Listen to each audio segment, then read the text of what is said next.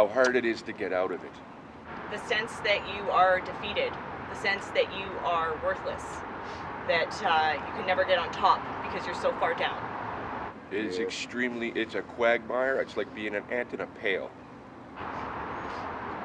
You always feel beat down, and people look at you with that stigma. It hurts. And it's greased. It is really That is a good difficult. metaphor. It is very difficult to one get out thing, of one thing you notice, and I've talked about it with both of you guys. You know what? It seems like it takes you all day just to do one or two little things. One thing. The way that society looks at you and can sometimes judge you without even knowing you. And another thing, aside from all that, is foot care. Yeah. Because you're always walking, Yeah. and you're always marching around. Always your mobile. feet are killing you. You take your boots off, and all the flies drop dead, and the maggots start running away. Struggling to get away, struggling to get from place to place, and money for food, and shelter. The backpack that I have, I must have gone through like 20 of these within less than. Oh yeah, you get less than 6 downsized. months. Get downsized like crazy. I lose backpack almost every other if day. the shelf doesn't take it from you, someone will steal it off you when you sleep outside on the street. Most of the people have disabilities, and this is why I've been fighting for that for a long time, is that there's agencies in the city that help people find work, but there's no agencies in the city that will help people with a disability. I've been to war, Yep. and I'm all banged up. Got Yep. PTSD up the wazoo. Construction is pretty much all I really know how to do after being a soldier.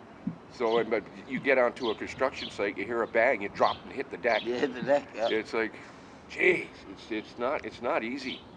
I've gone to workshops and I've went to every table and asked them, do you have a program that will help somebody with a disability find work? And will you back them? And there was no agencies in this city.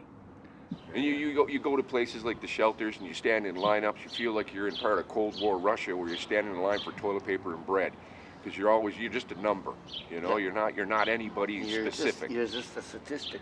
And the drop-in center is, I would say, 75% of the people in there have got disabilities.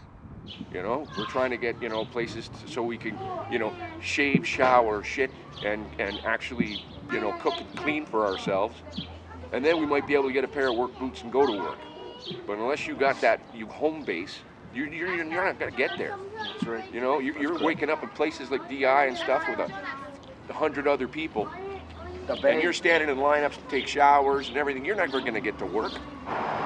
So, in my opinion, I think most people who are homeless really make a choice to be homeless. You know, Alberta Works is like $700 to $800, depending on who you are, a month. But you need an address. I can't to get get it. Alberta Works because I don't have an address. You know, homeless. If you're I- homeless, you can't get it. But if you can't get it, you don't get to have a home.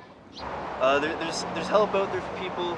I've received some of that help, and just people all around want to help out too. So, And that's all we want to do too, is get out of it. We're having a lot of fun out here because that's all we can do. But I mean, Try and make the best of It's the best of what we have. yeah, it's an adventure and a half. We have a lot of laughs, but really we're hurting and crying on the inside for sure.